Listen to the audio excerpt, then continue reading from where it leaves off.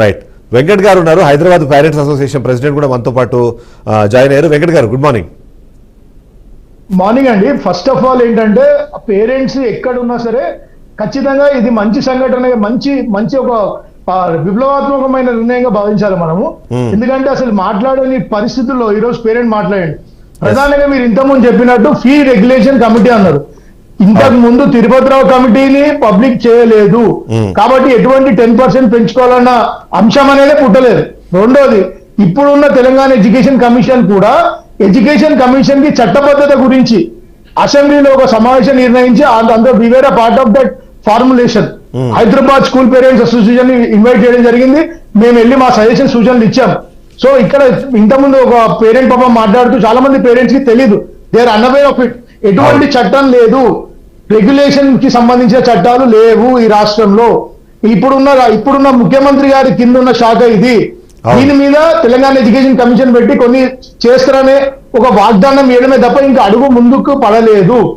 So ఈ రోజు మీరు వచ్చిన ఏదైతే ఆకునూరు మురళి గారి ఆధ్వర్యంలో చైర్మన్షిప్ ఆధ్వర్యంలో ఏదైతే కమిటీ పెట్టిర్రో ఆ కమిటీ ఉట్టి విధి విధానాలు అంటే వాళ్ళ చట్టబద్ధత ఇచ్చినాక అప్పుడు state fee regulation committee, district fee regulation committee ఉంటుంది. ట్యూషన్ ఫీ తప్ప ఇంకోటి తీసుకోదు. అదంతా ఫ్యూచర్, రేపు అవుతుందా కాదా దేవుడికి తెలుసు. సాధించింది ప్రభుత్వం అంటే ఈ రాష్ట్రంలో ప్రభుత్వం సాధించిందండి. రైట్. వెంకట గారు, ఎప్పటి నుంచో మనం చెప్తుంది ఏంటంటే స్కూల్లో బుక్కులు అమ్మకూడదు, బెల్ట్లు అమ్మకూడదు, యూనిఫామ్లు అమ్మకూడదు, షూస్ అమ్మకూడదు అన్నది మనం ఎప్పటి నుంచో వింటున్నాము. కానీ ఇప్పుడున్న పరిస్థితుల్లో ఏ పేరెంట్ అడిగినా సరే మీరు బుక్స్ ఎక్కడ కొన్నారు అంటే దాంట్లోనే కొన్నాము. యూనిఫామ్ కానివ్వండి, చివరికి ఏంటంటే వాళ్ళు పైన వేసుకునే స్వెటర్స్తో సహా స్కూల్లే కొనిపిస్తున్నాయి. అయినా వాటిని నియంత్రించడంలో ప్రభుత్వాలు విఫలమవుతున్నాయి అనేది చాలా క్లియర్గా కనిపిస్తున్నప్పుడు కొత్తగా వచ్చిన ఈ విద్యా కమిషన్ కానివ్వండి, ప్రభుత్వమే ప్రైవేటు భాగస్వామ్యం, ప్రభుత్వంలో ఉన్న అధికారులు అలాగే రాజకీయ నాయకులకే స్కూల్స్ ఉన్నాయి. అట్లాంటి పరిస్థితుల్లో వీళ్ళు ఆగడాలు ఎక్కడ ఆపుతాయి? ఎన్నో జీవోలు ఉన్నాయి. 1982 ఎడ్యుకేషన్ యాక్ట్ ఉన్నది, 1983 ఏపీ క్యాపిటేషన్ యాక్ట్ ఉన్నది. ఆ తర్వాత తెలంగాణ ప్రభుత్వం వచ్చినాక తెలంగాణని అడాప్ట్ చేసుకున్నది. ఎడ్యుకేషన్ అనేది రాష్ట్రానికి కేంద్రానికి కంకరెంట్ లిస్ట్ లో ఉన్నది. అంటే నియంత్రణ ఎందుకు సాధ్యం కాదు? స్కూళ్ళు దేవాలయాల, వ్యాపార కేంద్రాల? 100% వ్యాపార కేంద్రాలు.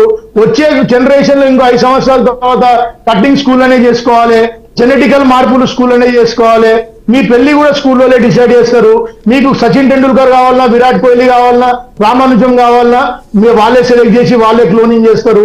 ఆ స్థాయికి వెళ్ళిపోతుంది. నెక్స్ట్ కంట్రోల్ చేయకపోతే సామాన్యుడు చదువుకు సుదూరం అవుతాడు. ఏంటంటే ఒకటండి, రాజకీయ నాయకులకు నిబద్ధత ఉండాలి. అంటే ఇంకా నేను మీడియా డిబేట్ లో భాష వాడలేను కాబట్టి చెప్పట్లేదు. నిబద్ధత ఉండాలి.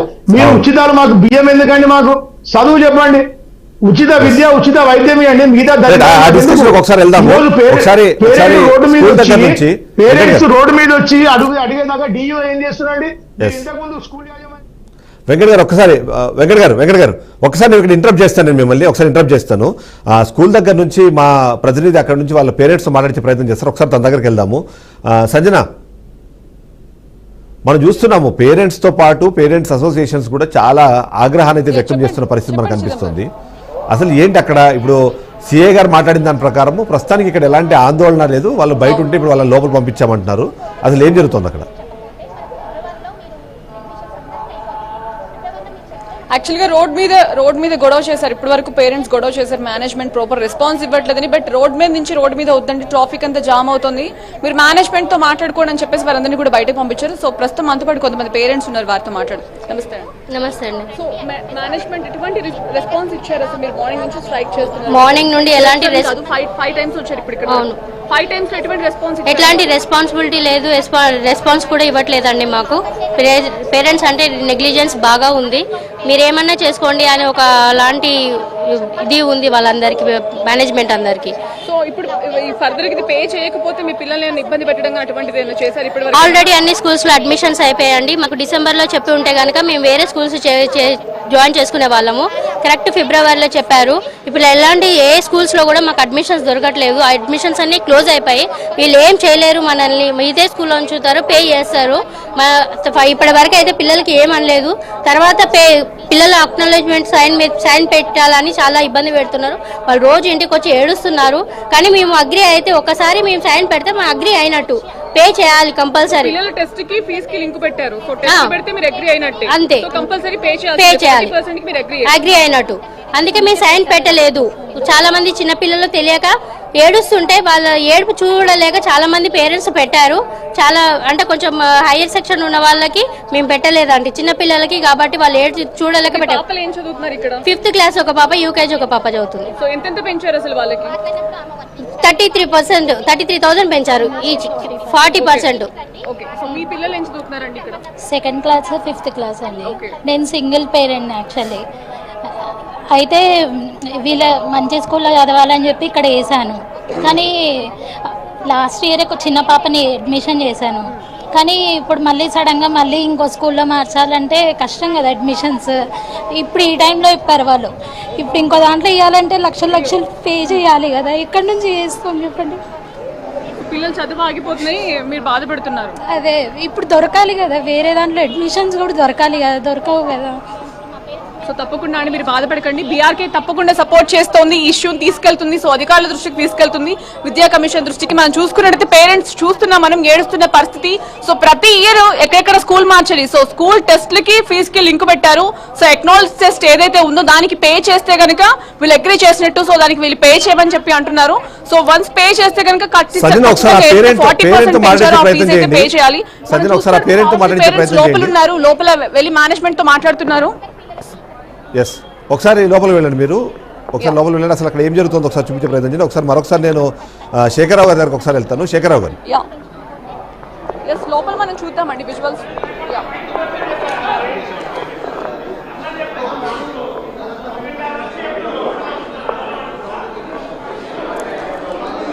కంటిన్యూ చేయండి, ఏం జరుగుతుందో చెప్పండి. ఒకసారి హలో. ఎస్ ఎస్, అక్కడ మేనేజ్మెంట్ హలో చిదంబరం గారు ఉన్నారా? ఎస్ ఎస్, మేనేజ్మెంట్ ఏమంటున్నారు ఒకసారి చూపించండి. మేనేజ్మెంట్ అయితే ఎవరు లేరండి ఇక్కడ మనం చూసుకుంటే.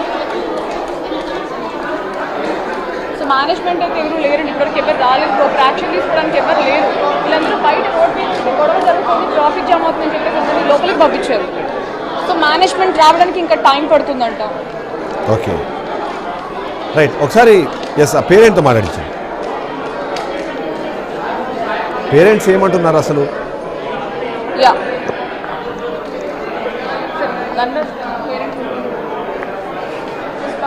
పేరెంట్ ఉన్నారు. సో పేరెంట్తో మాట్లాడదాం. నమస్తే. నమస్తే అండి. సో ఏంటండి అసలు యాక్చువల్ మీరు మార్నింగ్ నుంచి స్ట్రైక్ చేస్తున్నారు, రోడ్ మీద ఉంటే లోపలికి పంపించారు. అసలు మేనేజ్మెంట్ వచ్చి రెస్పాండ్ అవుతుందా లేదా? ఇప్పటి వరకు అయితే రాలేదు మేడం. మేము గత 15 days నుంచి మాకు వితౌట్ నోటీసు వీళ్ళు ఫీజు పెంచారు. ఇంతకుముందు ఎవ్రీ ఇయర్ 10% అని మాకు ఎప్పుడైతే మేము మా చిల్డ్రన్స్ జాయిన్ చేసామో అప్పుడు ఏం చెప్పారంటే మేము ఎవ్రీ ఇయర్ 5 to 10% పెంచుతామన్నారు. ఎవ్రీ ఇయర్ కాకుండా లాస్ట్ ఇయర్ కూడా అలాగే పెంచారు. మేము లాస్ట్ ఇయర్ పెద్ద పట్టించుకోలేదు. ఇయర్ ఎట్ ఏ టైం 40% పెంచారు వితౌట్ నోటీస్. మాకు ఫిబ్రవరిలో మీరు ఫీజు పెంచామని చెప్తే మేము ఎక్కడి నుంచి తెచ్చి ఫీజు కట్టాలి? మాకు ఏమైనా శాలరీలు ఏమైనా ఎట్ ఏ టైం 40% హైక్ అయితే కాలే కదా. మీరు ముందే లాస్ట్ ఇయర్ చెప్పాలి. 24లోనే మాకు చెప్తే 25-26 ఫీజు హైక్ అవుతుంది అంటే మేము నిర్ణయం తీసుకునే వాళ్ళం మీ స్కూల్లో ఉంచాలా ఉంచొద్దా అనేది. మీరు చెప్పబెట్టకుండా వితౌట్ ఇంటిమేషన్ మీరు ఫీజు పెంచి మీకు ఈరోజు మాకు రెస్పాన్స్ ఇవ్వకుండా మీరు వచ్చి మీ యాజమాన్యం మాతో మాట్లాడకుండా ఉంటే మేము ఏం చేయాలి మేడం? మీ ఎవరితో చెప్పుకోవాలి? మేము ఎన్ని రోజు మార్నింగ్ ఈరోజు మార్నింగ్ 8:30కి వచ్చాము. ఇంతవరకు కనీసం ప్రిన్సిపాల్ కానీ లేదంటే కోఆర్డినేట్ చేసేవాళ్ళు కానీ